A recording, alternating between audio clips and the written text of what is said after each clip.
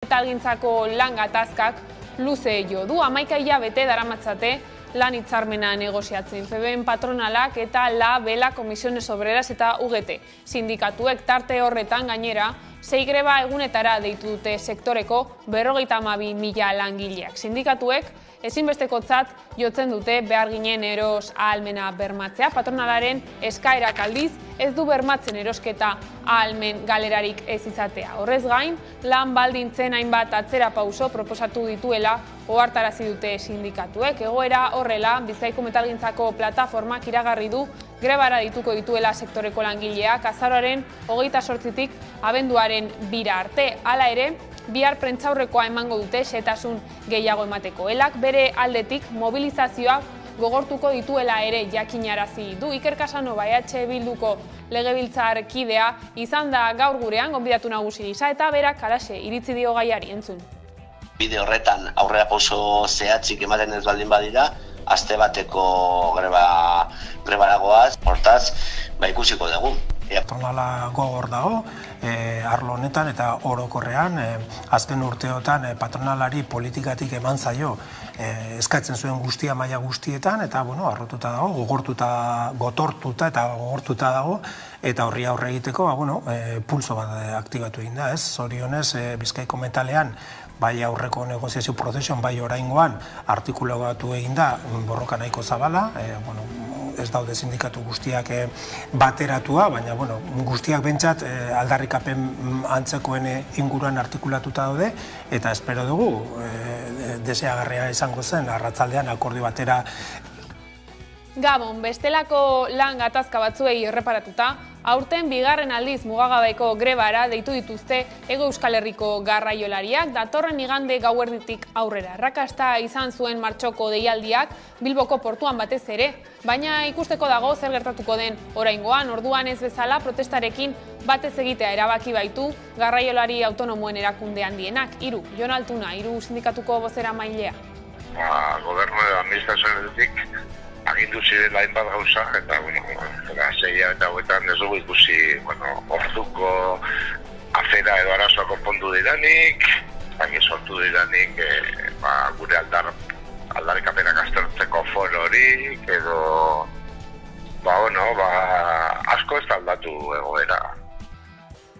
Eta gaiz aldatuta Euskaraldia ateioka dugu, heldu den ostiralean azaroaren 18an hasiko da, eta ariketan parte hartzeko deia egin dute astearte honetan ekimenaren antolatzaileek, eta jendarteko arlo ezberdinetako hainbat lagunek Donostiako San Telmo Museoan. Izen ematea erritmo onean doala aipatu dute ekimenaren koordinazio mahaiko kideek, eta Euskaraldiaren 3. edizioa ere masiboa izango dela espero dute.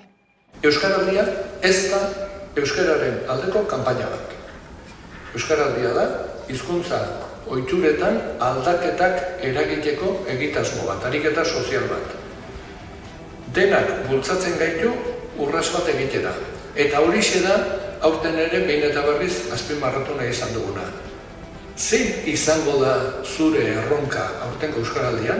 Espainiako Kongresuak iragan astean bozkatu zuen kirolaren legea batzordean eztabaidatu ostean, EAJak bultzatutako zuzenketa batek bide ematen die euskal surf eta pilota selekzioei nazioartean lehiatzeko, baina legeak beste hainbat gauza arautzen ditu, besteak beste zehazten du zer zigor jarriko zaizkien kirolariei Espainiako selekziora joateari uko egiteagatik. Zehazki, arau larrientzako 3.000 eta 30.000 euro arteko zigorrak jasotzen dira. Gainera, zabal ikusten du klubak edo taldeak zigortzeko aukera, horiek ez badituzte beren jokalariak selekzioen esanetara uzten. Eguerdian, Ander Martin Euskal Pilotari Federazioko kidearekin egin dugu konexioa, eta honek horrela iritzi dio aipatutako zigorren aferari.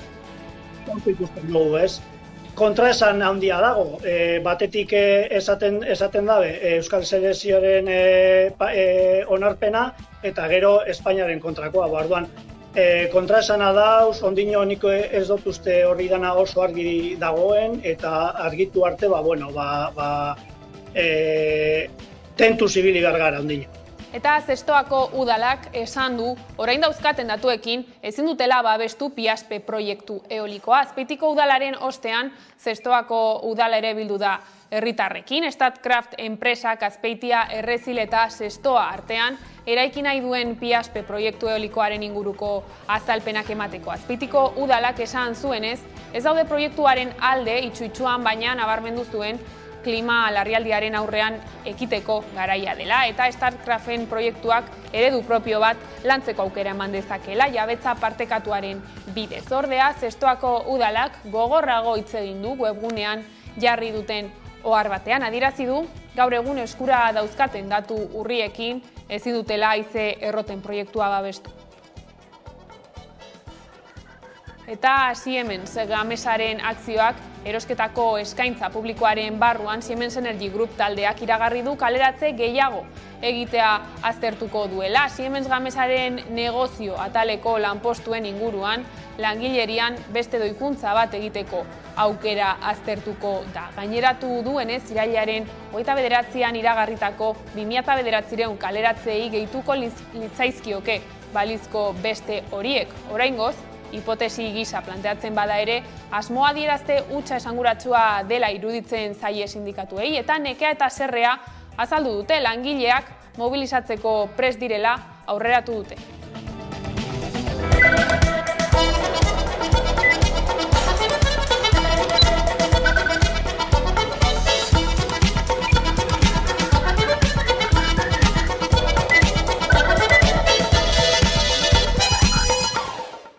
Bizkaiko metalgintza greba dinamika berri baten bidean da. Sindikatuetako ordezkariek eta FEBen patronalak lan-hitzarmena berritzeko negoziazioko 15. bilera egin dute, eta ez da akordiorik egon. Patronalak soldata eguneraketari dagozkion aldaketa batzuk egin ditu. 2025ko soldata igoera 1%tik 2% aldatu du, eta 2026an egiteko prest dauden soldaten errebisioaren muga 3% igotzea. Doikuntza horiek tauletan egingo lirateke, ez soldatetan. Eskaintza horiek ez dituzte sindikatuak asebete, eta momentuz indarrean dago azaroaren 28tik abenduaren 2 arteko greba deialdia.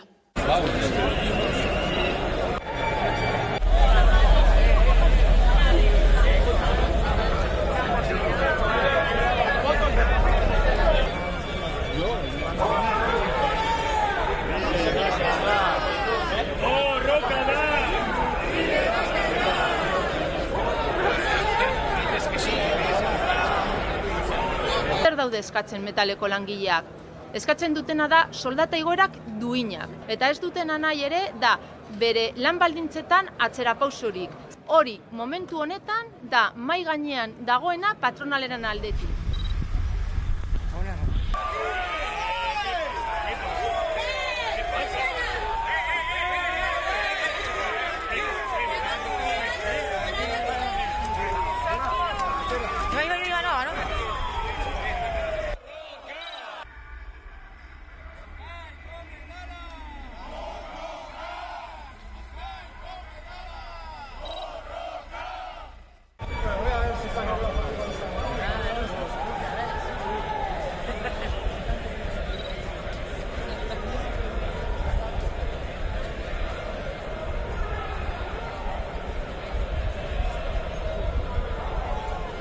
Bestalde, garraiolariak grebara deitu dituzte. Igande gauaz geroztik martxoan ez bezala, oraingoan 3 erabaki du protestarekin bat ez egitea. Deitzaileek salatu dute kostuen igoerak tarifan ez direla islatzen. Garrailarien plataformak grebara deitu du sektorea datorren igande gauretik aurrera. Aurten egiten duten 2. greba mugagabea da. Martxoko deialdiak arrakasta handia izan zuen batez ere Bilboko portuan. Hala ere, momentuz, 3 ez du erabaki grebarekin bat egingo duen ala ez. Ez dakit, asteburuan egingo da batzarra, edo ez du erabaki, garrailariak ere eskatzen badute, batzarra egitea egingo dugu. Ziurrenik, asteburuan erabaki hartuko dute. Edo nola ere, oraindik garrailarien arazo askok konponbide barik jarraitzen dute garrailari autonomoen sindikatuaren arabera. Gobernu edo administrazionetik agindu zirela hainbat gauza, eta, 6 eta hauetan ez dugu ikusi, orduko afera edo arazoa konpondu diranik, sortu diranik, gure aldarrikapenak aztertzeko foro horik, edo, asko ez aldatu egoera. Gainera, martzoan erakundeek hitzemandako hainbat neurri ez direla bete ohartarazi du Hiruk. Adibidez, martxoan erabaki zuen Madrileko gobernuak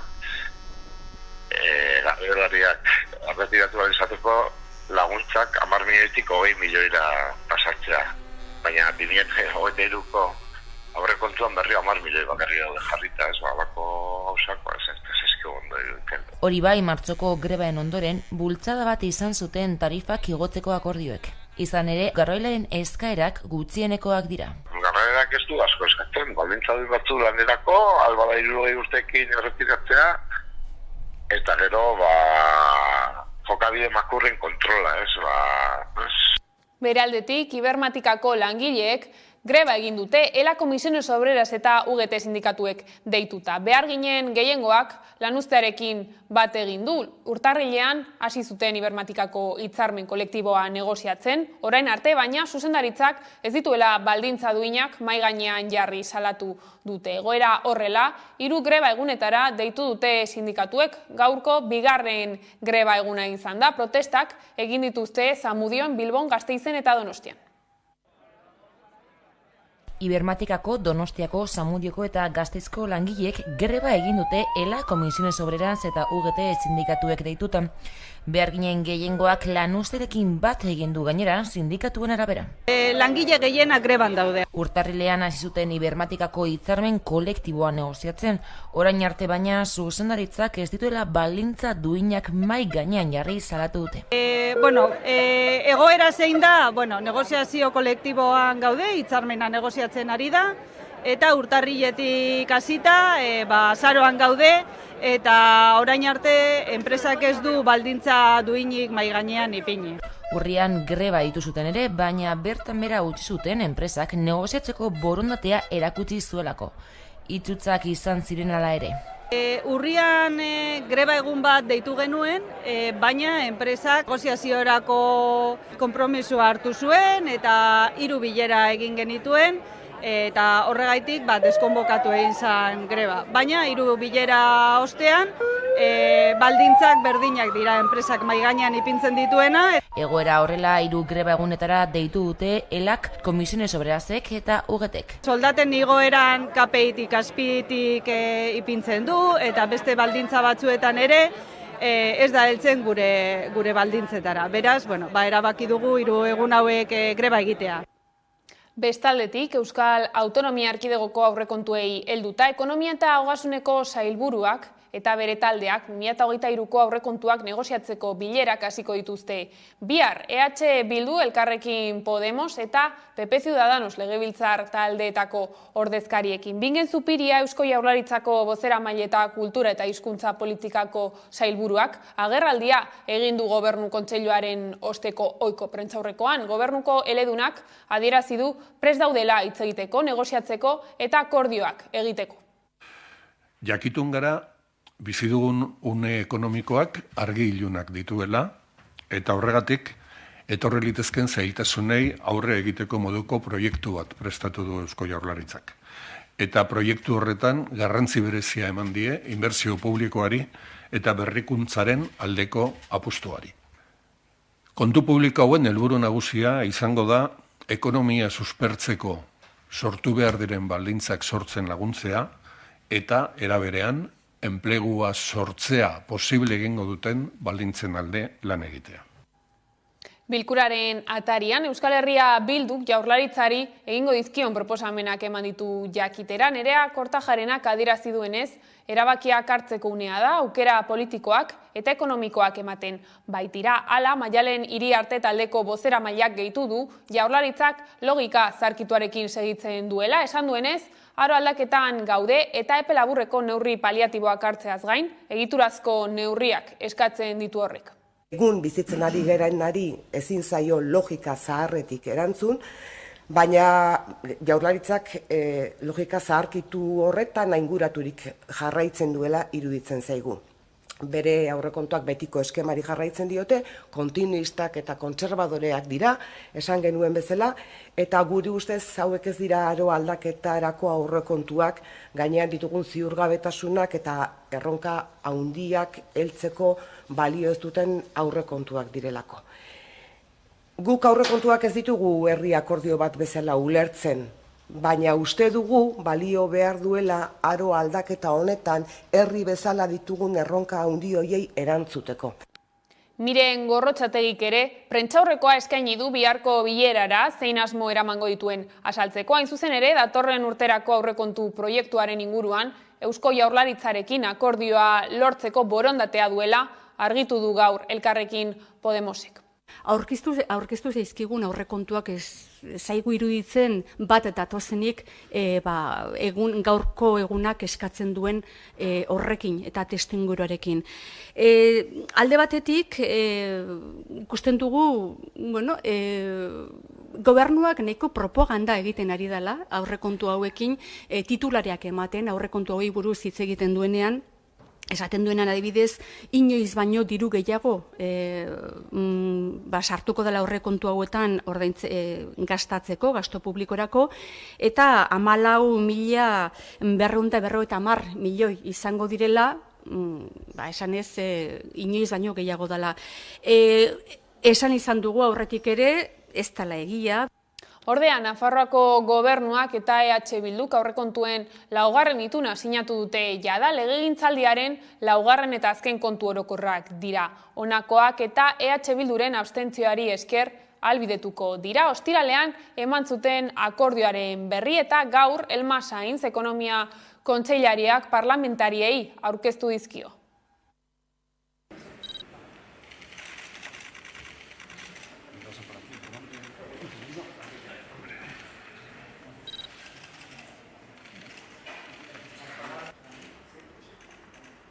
Fiskalitate arloan izan dezakegu zailtasun handiak izan ditugu adostutakoa lortzeko ere, ez gara gai izan bi aldeak sakoneko reforma bati ekiteko, eta lortu duguna izan da konpromiso batzuk, baina lehen esan dudan bezala pausu txikiak badira ere norabide honean daudela uste dugu.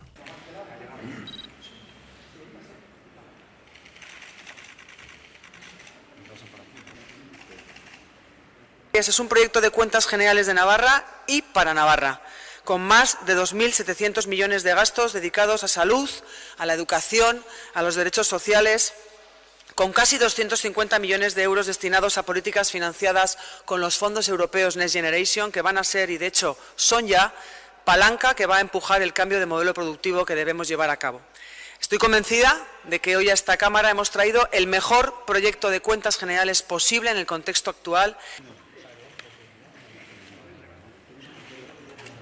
Eta Javier Labai, Iruñeko udaletxeko Navarra-Sumako zinegotziaren dimisioa eskatu dute. EH Bilduk, PSNek eta Geroa Baik adierazpen bateratu bat sinatu dute, bere dimisioa eskatuz. Bi udaltzainen aurka egindako mespretsuzko iruzkinak eta langileak gutxiestea egotzi zaio.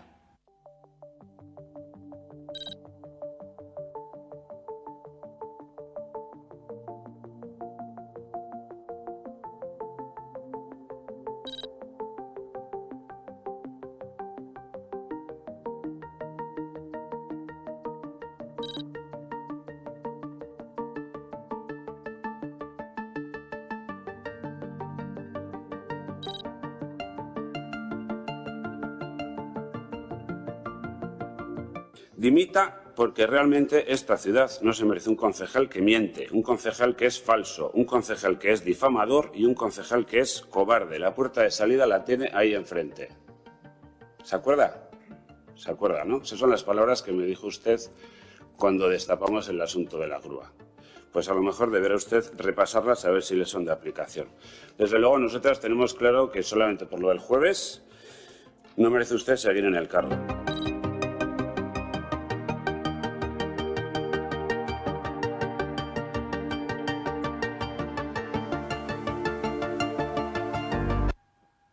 Etxerat elkarteak jakinarazi duenez, Egoitzkoto euskal presoari baldintzapeko askatasuna eman diote. Astearte honetan utzi dute aske 20 urteko espetxealdiaren ostean. Egoitzkoto Kantabriako espetxetik Basaurikora eraman zuten iazko abuztuan.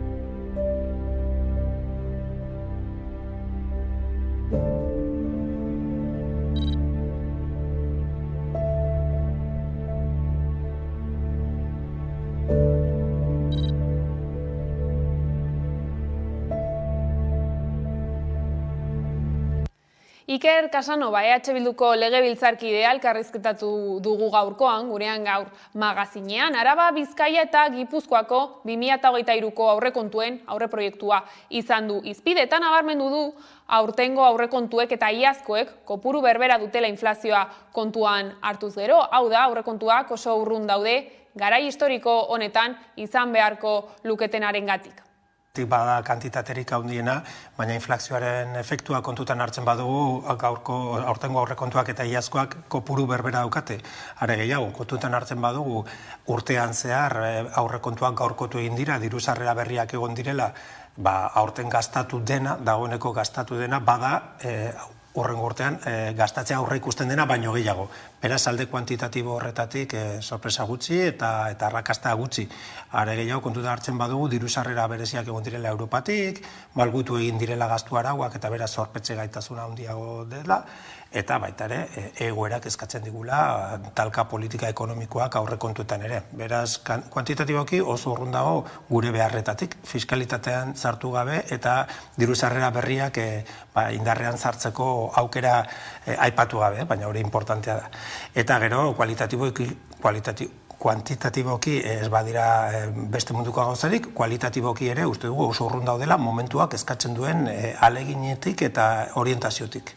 Gure ustez aldaketa garai batean gaude, eta ez da soilik EH Bilduk esaten du, Europa mailan eta mundu mailan, nik uste dut egoera harretaz begiratzen duen edonork horrela ere adierazten duela, ziklo aldaketa hontan, uste dugu beste oinarri batzuk jarri behar direla, etorkizun ezberdin bat eraikitzeko, orain etorkizun hori leian dagoelako, eta uste dugu guk defendatzen dugun etorkizuna da, kolektiboan, zerbitzu publikoetan eta jendearen defentsan oinarritutako etorkizun bat. Etortarako aurrekontunetan egon beharko ziren ez dauden hainbat elementu, hain zuzen ere zerbitzu publiko horiek indartzeko, ezagupenaren ekonomia indartzeko eta baita ere hori guztia egiteko, baliabide nahikorik izateko politika fiskal berritu bat izateko.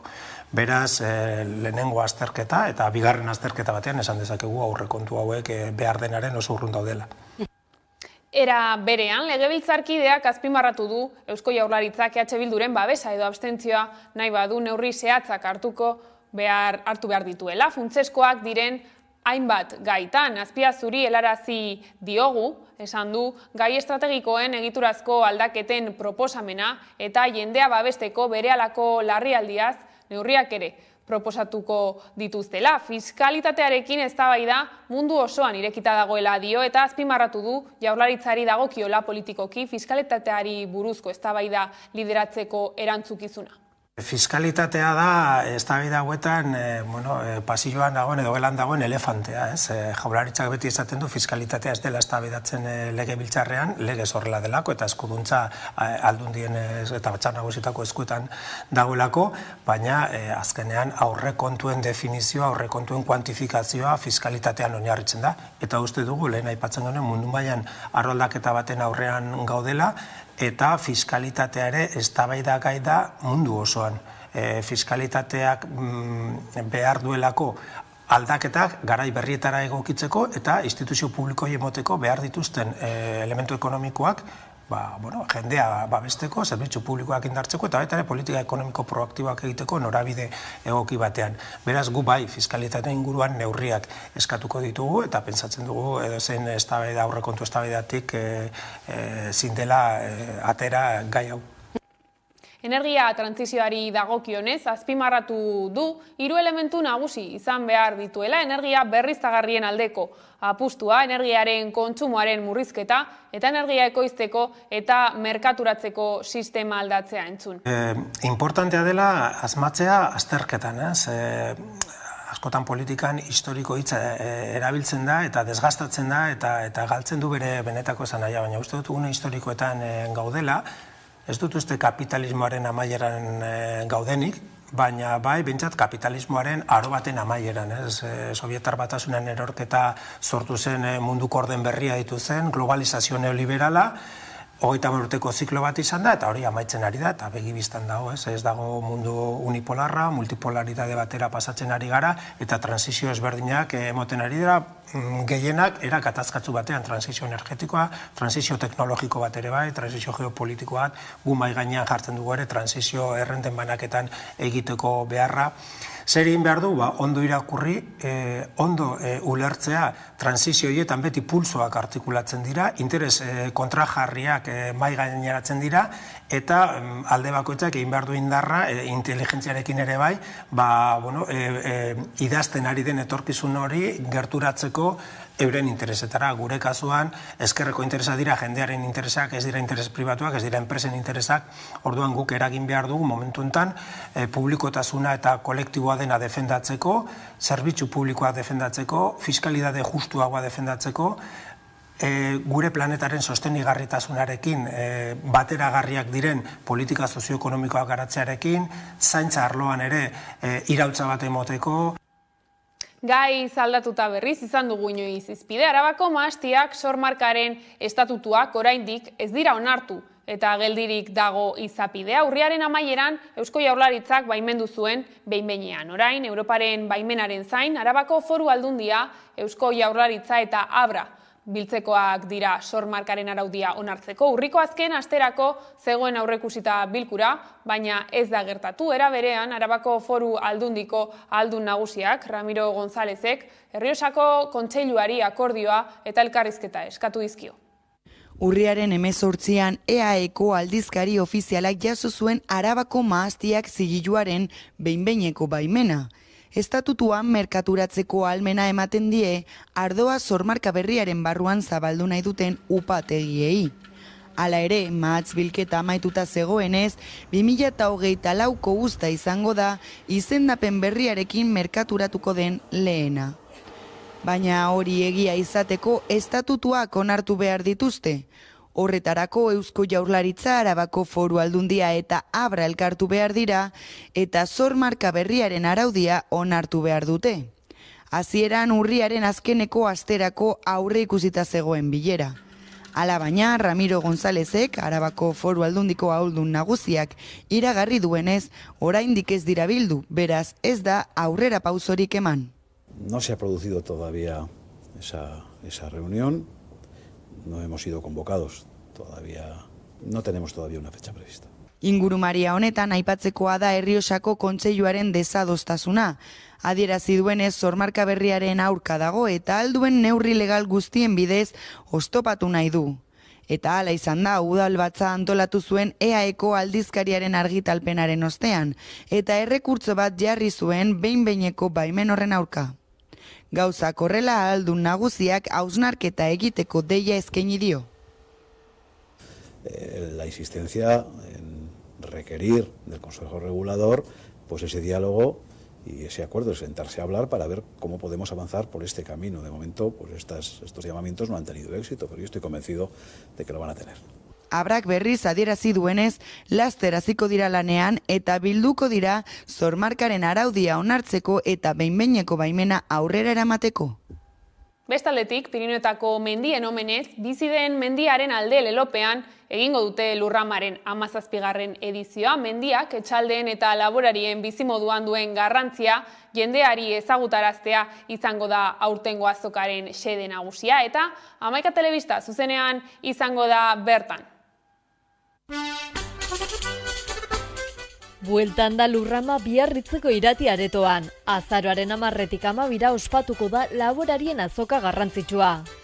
Pirinioetako mendien omenez, Biziden mendiaren alde izango da 17. edizionek hautatu duen leloa. Hala mendiko laborantza eta artzaintza jardueren gainen indarra egin nahi dute antolatzaileek. Bestalde laborantza eremuetako eta hirigunetako biztanleriaren arteko lotura sendotzea izango du xedetzat azokak. Aurten berrikuntza gisa ostegunan hasiko da azoka. Ostirala azaroak 11 lehenengo mundu gerraren armistizioaren urteurrena izanik jaieguna denez Ipar Euskal Herrian merkatuak egun bat lehenago zabalduko ditu bere ateak, hala ikastetxe eta lizeoetako ikasleen bisite jaso ahal izateko. Egitarau zabala antolatu dute 3 egunetarako. Azokaren lehenengo egunean, zer mendibizi nahi dugu galderari erantzuten ahaleginduko dira. Biharamunean aurre historiatik egundaino jendeak mendian nola baliatu duen aztertuko du arkeologian doktoretza duen Pablo Martikorenak. Eta azokaren 3. eta azken egunean Artza, Otsoa eta Kabali kanpoko hazkuntzaren arteko harremanen gainean arituko dira. Hain justu mendiak etxaldeen eta laborarien bizimoduan duen garrantzia jendeari ezagutaraztea izango da aurtengo Lurrama edizioaren xede nagusia. Pirinioetako mendietan hazkuntza eta artzaintza dira jarduera nagusiak. Lurraldearen egitura eta baita nortasunaren ikuspuntutik ere garrantzi handia du mendiaren zaintza hartzeak. Hala nola garbiketa eta manteinu lanak bermatuz. Testuinguru honetan 11ak Kanaldu Herri Telebistarekin bat egingo du eta ostiralean saio berezia eskainiko dute zuzenean Biarritzeko irati aretotik.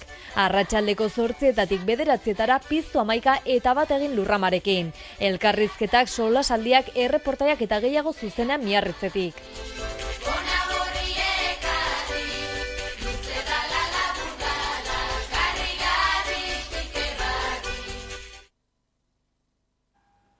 Eta gai zaldatuta Euskaltzaindiak eta Pertsona Gorren Elkartearen Euskal Federazioak lankidetza hitzarmen bat sinatu dute. Honi buruz sakonago hitz egiteko pantailaren bestaldean daukagu Andres Urrutia. Gabon, Andres.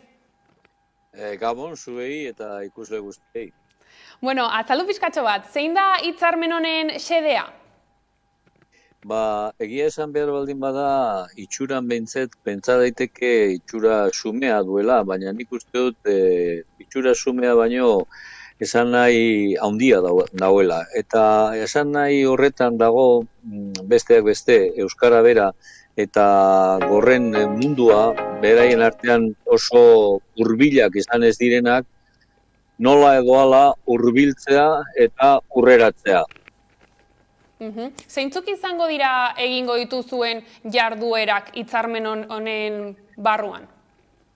Lehenengo eta behin hasiko gara sensibilizazio mundu hori garatzen eta sensibilizazio aurrera eramaten. Hau da, gorren munduak ezagutu dezan Euskararen mundua eta Euskal kulturaren mundua, eta horretan Euskaltzaindiak eskainiko du jakina bere eskarmentua eta bere esperientzia, eta bestetik Euskarari ere, esateraterako guk egiten dugun lana, gure lana ez baita bakarrik ikerlana, iagon lana, hau da sustatze lana, Euskararen presentzia gizartearen barruan, hori ere ezaguna izan dadin beraientzat, eta nik uste horrek bidea emango digula hurrengo urteetan kolaborazio edo elkarlan garatuago eta sakonago. Hau izan da lehenengo jarrera positibo hori batzea, biltzea eta hori garatzea.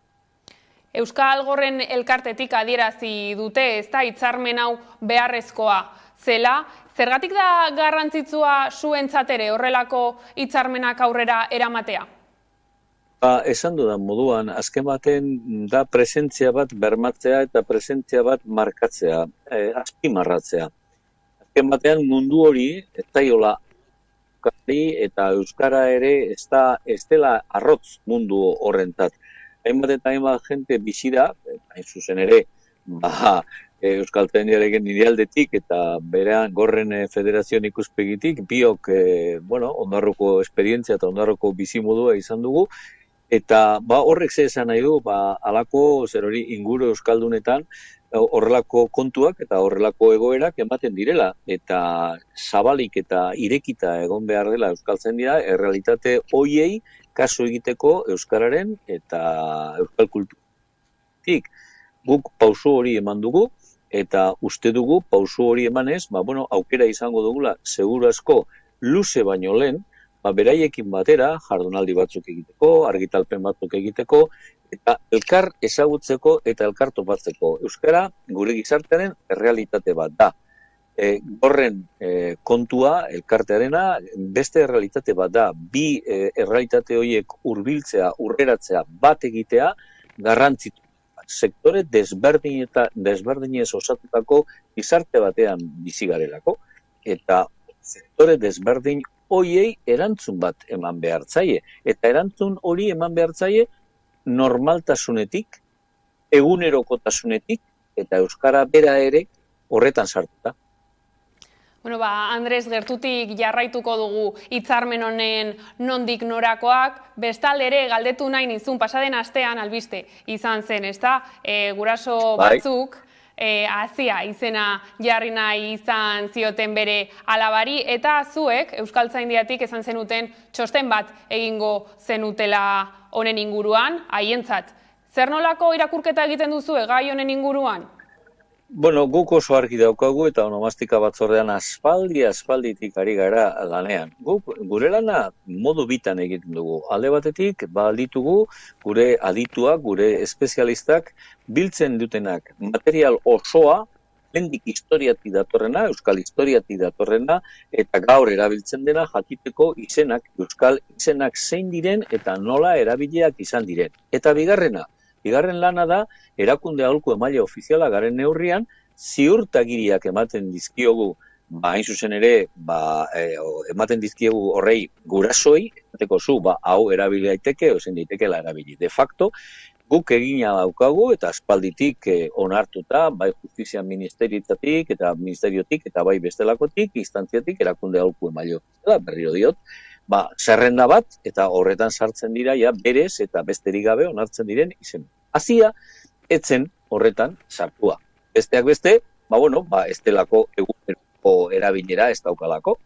Horren inguruan, gure konsulta egin zitzaigunean, guk esan genuen baietz, erabilgarria zela, Euskara espaita interpretatu behar beste hizkuntza batetik abiatuta, Euskararen ikuspegitik eta Euskararen izate eta hiteren ikuspegitik, eta hala eman genuen.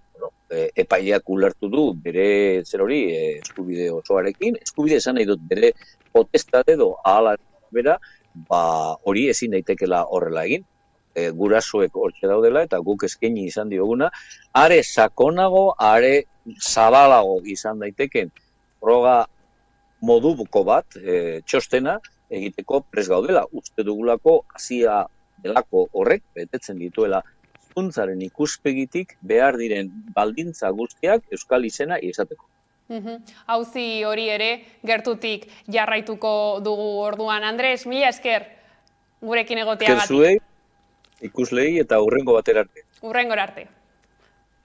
Aurrera jarraituko dugu, aldiz, nazioartera begira jarriko gara orain. COP27 klima larrialdiari buruzko biltzarrak 3. eguna du gaurkoa. Krisi klimatikoari nola aurregin aztertzen ari dira eta beraz, erronka asko dituzte aurretik. Nabarmentzekoa, lehen aldiz, herrialde pobreenak konpentsatzeko aukera sartu dutela gai zerrendan. Ildo horretan, Nazio Batuen erakundeak, petrolio konpainiak zergapetzea galdegin du klima krisiari aurre egiteko. Udane Arbeo.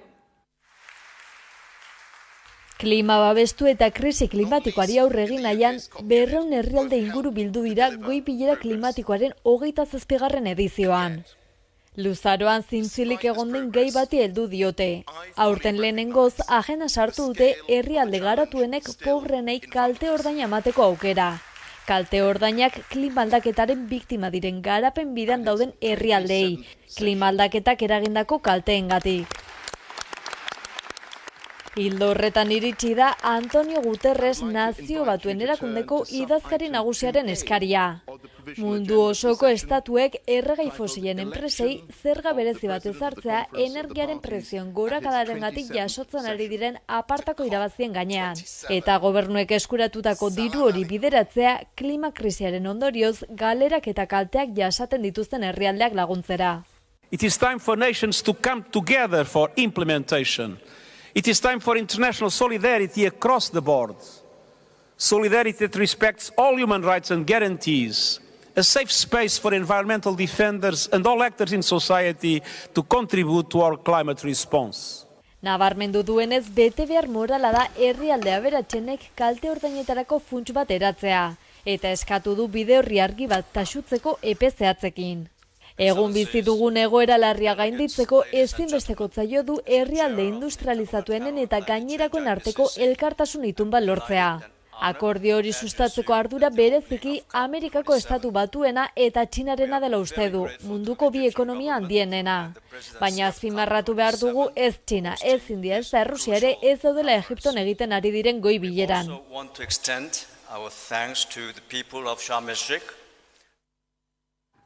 Eskola publikoa indartzeko eta Eusko Jaurlaritza ontzen ari den hezkuntza legeari ezezkoa emateko, milaka lagunek Bilboko kaleak bete zituzten larun batean Euskal Eskola Publikoaz arro taldeak deituta. Mobilizazio horren inguruan galdetu zioten atzo Euskadi Irratian Jokin Bildarratz Eusko Jaurlaritzako hezkuntza sailburuari eta azpimarratu zuen alde guztien eskaerak kontuan hartzeko aleginean ari dela bere departamentua. Era berean, ELA, LAB eta Esteilasek azaroaren 30erako eta abenduaren 14erako sare publikoan egindako greba deialdiak harriduraz jaso dituela esan zuen sailburuak eta presio egitea aurpegiratu zien sindikatuei. Elkarrizketan gogora ekarri zien oraindik irekita dagoela aurreproiektuari alegazioak aurkezteko epea eta berak betiko testua zein izango den definitu gabe dagoela. Oraindik ez dakiunean zein izango dan testua, azkeneko testua, harrituten hau konbokatu izana.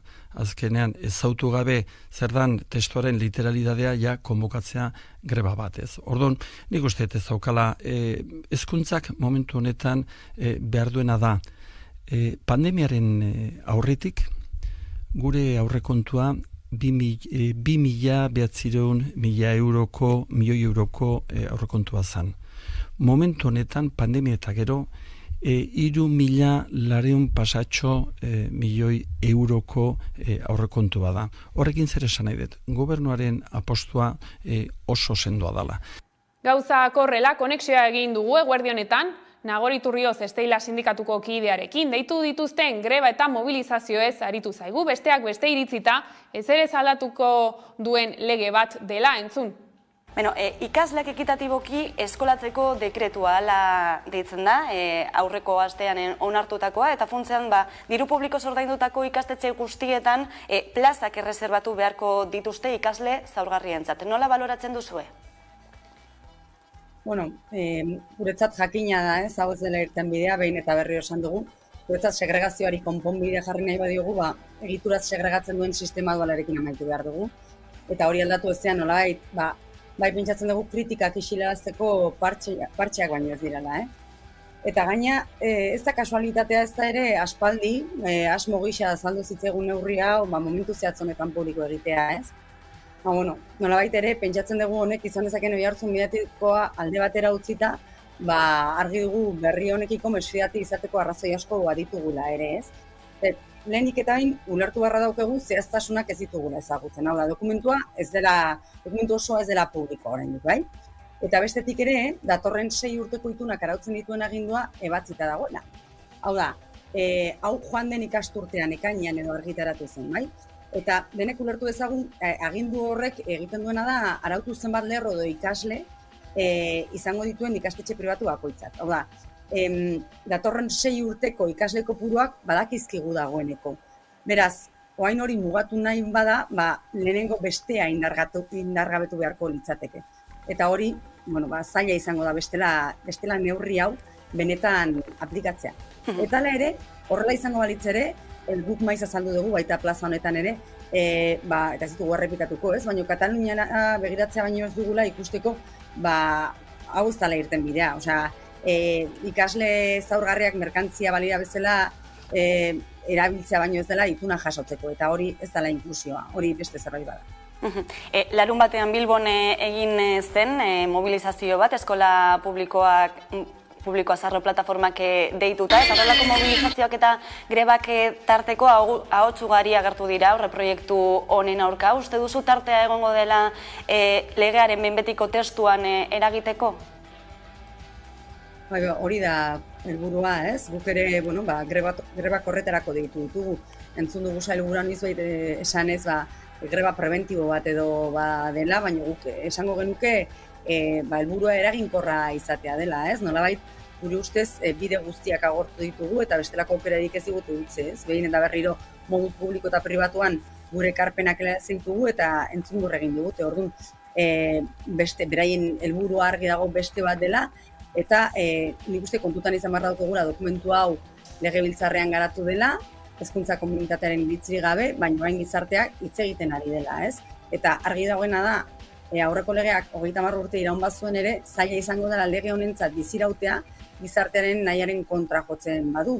Hau da, gizartea hitz egiten ari da momentu honetan, eta nik uste badala momentua hezkuntza sailak ere horri jaramon egitea behin gozaz. Euskal Herriko LGTBI kolektibo batzuek manifestu bat adostu dute Espainiako Kongresuan tramitatzen ari diren translegea lehenbailen onar dadila eskatzeko. Komunikatu horren bidez, translegeak Madrilgo diputatuen Kongresuan azken urteetan gainditu behar izan dituen oztopoak gogorarazi dituzte.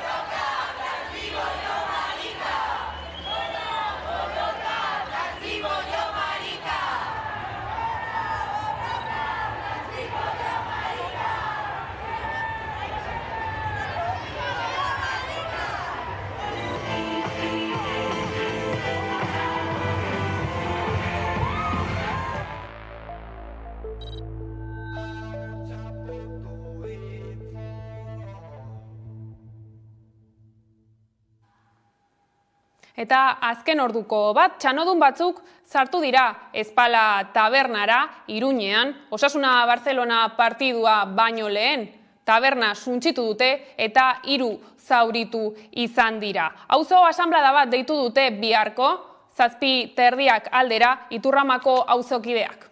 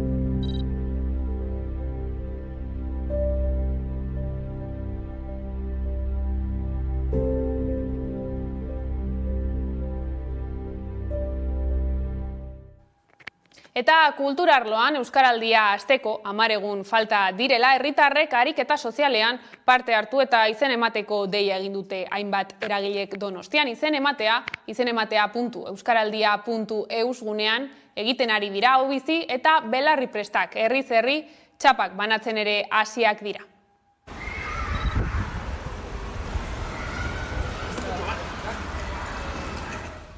Egun besterik ez dira falta Euskaraldiaren 3. edizioa abiatzeko, eta nabaritzen da olatua iristear dagoela.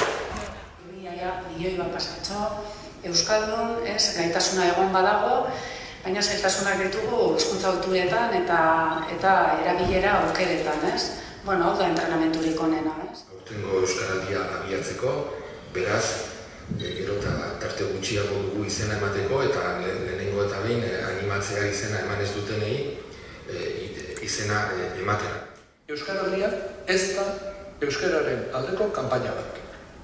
Euskaraldia da hizkuntza ohituretan aldaketak eragiteko egitasmo bat, ariketa sozial bat. Denak bultzatzen gaitu urrats bat egitera. Eta horixe da aurten ere behin eta berriz azpimarratu nahi izan duguna. Zein izango da zure erronka aurtengo Euskaraldian?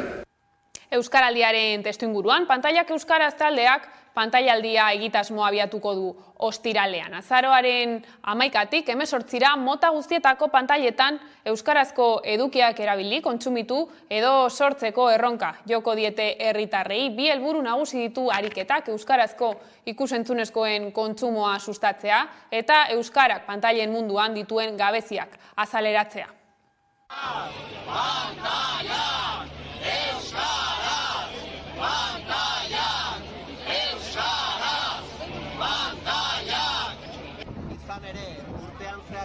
Zinema emanaldien 1% soilik da euskaraz Euskal Herriko zinemetan.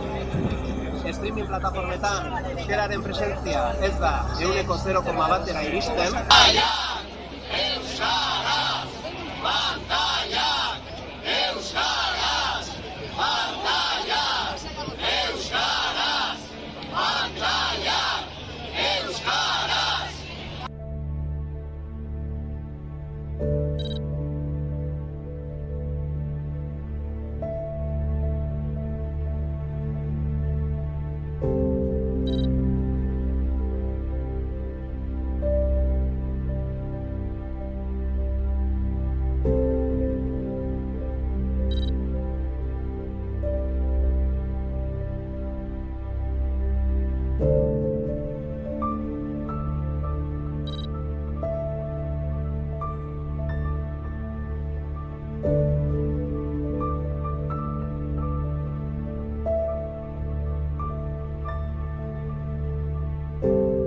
Kiroletan, Behobia Donostia lasterketaren 57. ekitaldia jendetsua izango da aurten.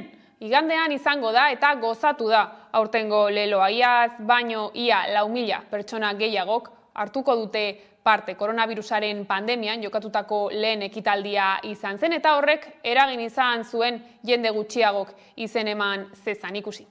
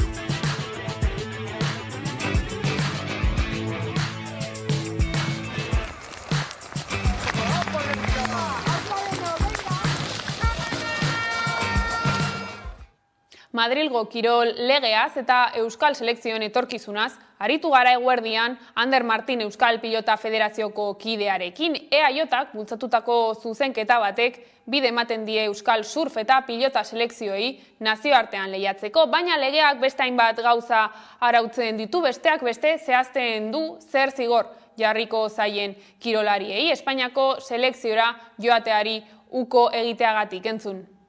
Aipatu dugu, Espainiako selekzioari joatea uko egiteagatik izunak, zigorrak aurreikusten dituela kirolaren lege honek, zuzen ere 3.000 eta 30.000 euro artekoak, zer iruditzen zaizue? Eskubidearen kontra doiala, azkenean eskubidea aukide behar dugu, baietza edo kontra jartzeko, eta kontra doien lege bat, kontra ikusten dugu, ez? Gero, kontraesan handia dago, batetik esaten dabe Euskal Selekzioaren onarpena eta gero Espainiaren kontrakoa. Orduan, kontraesana dauz, ondino niko ez dut uste horri dana oso argi dagoen eta argitu arte, tentu zibili gargara ondino. Dena den horixe bai aurreikusitakoaren arabera ez, Surf eta Pilota Federazioek bai jokatzeko aukera izango dutela, nola hartu duzue hori?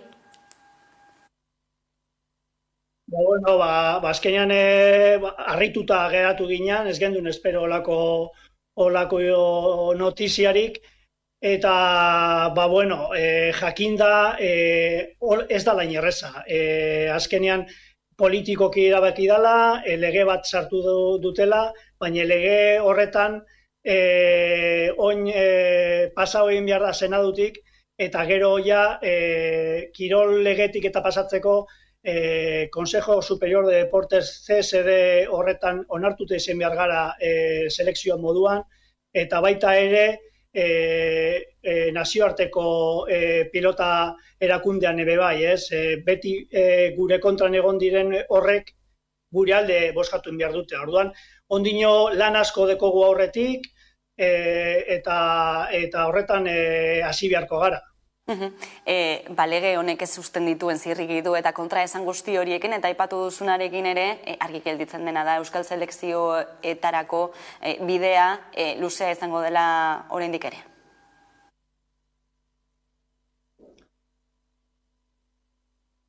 Bai, azkenean ontsa azten da lana, ez? Oin egindozkuena lege honek izen da errestu bidea, ez? Esango neuke adostuta egongo diez hainbat gauza ez diezena agertu prentzetan, ez? Eta hori badinotu, eta azkenean izango da bai Espainiako Pilota Federazioa, bai nazioarteko Pilota Federazioak, hor guztiak horrek gure alde egin behar dute, oin arte ez da bena egiten, ez? Orduan, hor lan asko dekogu, Euskal Pilota Federazioak lan asko du orain amendik aurrera, ahaztu barik dudaipez Nafarrak eta Iparralde, nazio bakarra gara, eta nazio guztia gara, eta ordezkatuta danok egon behar gara, ez? Pauso jumbi gara, eta usteot importante izango dela pausoak ondo emotea, Azkenean hemen pauso txar bat emoten badugu igual gure kontra etorri leikela. Horrela, iritsi gara albistegiaren bukaerara. Gaurkoan, Ezpalak taldearen Zu izan kantuarekin agurtuko zaituztegu, gustatuko zaizuelakoan besterik ez. Gure aldetik hauek izan dira gaueko albistegiak gurean gaur utzi dituenak. Guztiak eta gehiago, nahi duzuen aldiro amaika.eus atarian. Bihar arte.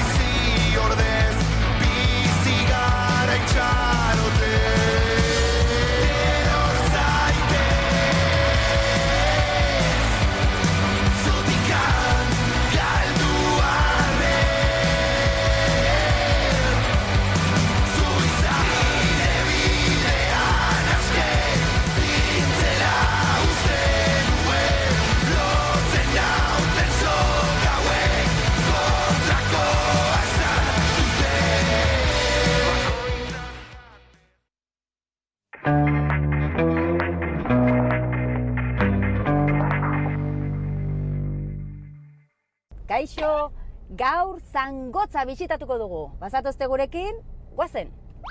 Zangotza, Aragoi ibaiaren ibarrean dago, Leire eta Peña mendilerroetatik gertu. Zangotzerria eskualdeko hiriburua da. Gainera, Nafarroako erresumarentzat defentsa eta estrategia handiko tokia izan zen. Itxasoak aztua du zure izena, gurea zen batetik, die izetara euskara elkartean zaudete, bai? Baina maia zure aikako ardura esan dezagun, ez da? Bai, hori da, bai. Zure irria. Hemen orain puntoeko denda daukazu, dena ekologikoa daukazu, bertakoa... Gorantz noa.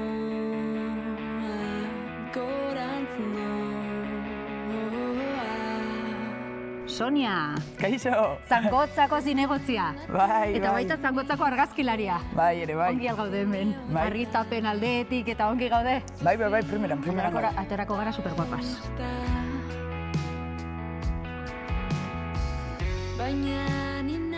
Marta eta Saila, Saila eta Marta, ikastolan gaude, zuek ikasleak etzarete. Ez gara. Ze harreman daukazue ikastolarekin?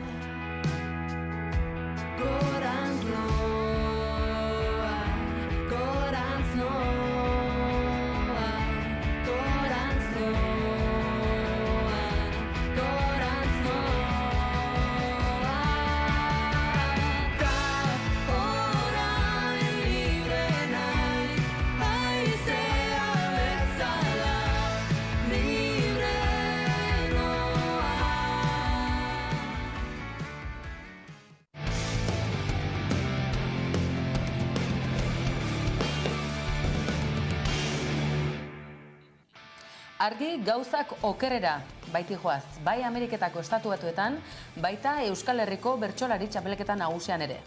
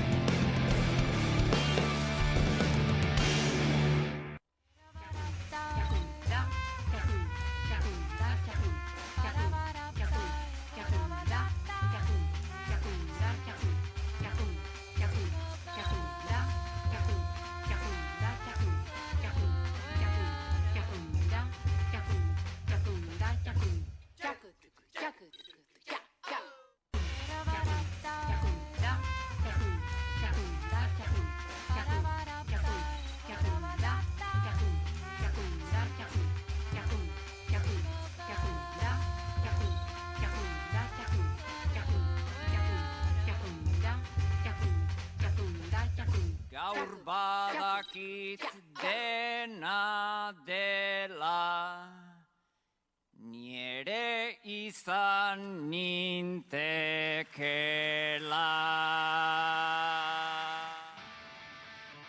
Etzaretela adituak, nola ez duzu jarraitzen Euskal Herriko bertsolari txapelketa nagusiaren aurretiko ibilbide sakon luze askorako ematen duen hori, analisiak bat eta beste, baita sare sozialetan ere. Twitter, Ameriketako Estatu Batuetako hauteskunde kanpainan erabakigarria omen bertsolari txapelketan baita ere edonolare, hasteko eta behin analisia Maider Galardik berriatik. Maider Galardik betaurreko moreekin asteburuari jarritako titulua. Kontrako eztarritik joan zaigu. Eta azpititulua? Oraindik garaiz da esateko ea bakarrik Irungo final aurrekoa ala orokorrean txapelketarako aldaketaren grin hori kontrako eztarritik trabatu ote zaigun. Sensazio horrekin atera nintzen joan den larun batean Irunen izandako saioaren osteko puntuak eta gatik. Lur hartzen lagunduko dizuegu, joan den asteburuan Irunen izan dena, datorrenean Durangon izango da. Zer esan eman duena, baina oreka baote zegoen epaimaiaren baitan generoari dagokionean parte hartzaileen artean kualitatiboki, kuantitatiboki. Arzenolako festa, zer zaila den mundu feminista hori ikitzea? Bazuen dena saioak alde izateko. Titularra argia zen, 6tik 5 emakume bertsolari. Giroan ere nabari zen berotasun bat. Eta pankartak ere bazeuden han hemen tartean bat. Azkenean plaza ederra geratu zaiguna izan. Bai, Maider, segi, favorez? Hanek agurrean egin zion keinu berezitasun horri. Netzela inor izango saioko neska. Eta hortik abiatuta, 8ko handian, Ane eta Jone aritu ziren kale garbitzaileen ahotsetik kantuan prekarietatea dela, etxeko garbiketak direla. 6ko motzean ere Jone eta Miren jardun ziren bularreko minbizia eduki eta orain protesia jarri ala ez erabakitzen. Eta ganbarakoan, Ane Labakak maitasun erromantikoari egin zion keinu, baina laguntasunaren begiradatik. 8ko txikiak akaso umoretik helduta ere adierazi dezake zer gertatu zen gero saioaren osteko puntuaketan. Izan ere Nereatan eritu ziren kultura erakunde bateko kide zirela eta kasu honetan bertsozale elkartekoak Nerea tabernan geratu zen zirtoa gora eta zirtoa bera habitat naturala hori balitzu ezela bertsolari batentzako.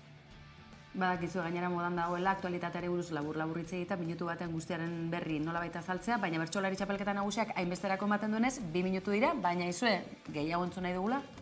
Badirudi, aukeratu egin behar dugula, bertsolari ona ala bertsolari feminista izan. Kontua da egiari zor maila altuko saioa eskaini zutela eta finaleko kristalezko sabai hori gainditzeko oldean joateko hainbat bertsolari hautagai bat zeudela. Eta hori nolabait eten egin dela puntuaketak ikusita, naiz eta garaiz den oraindik. Gauza bat baita itxura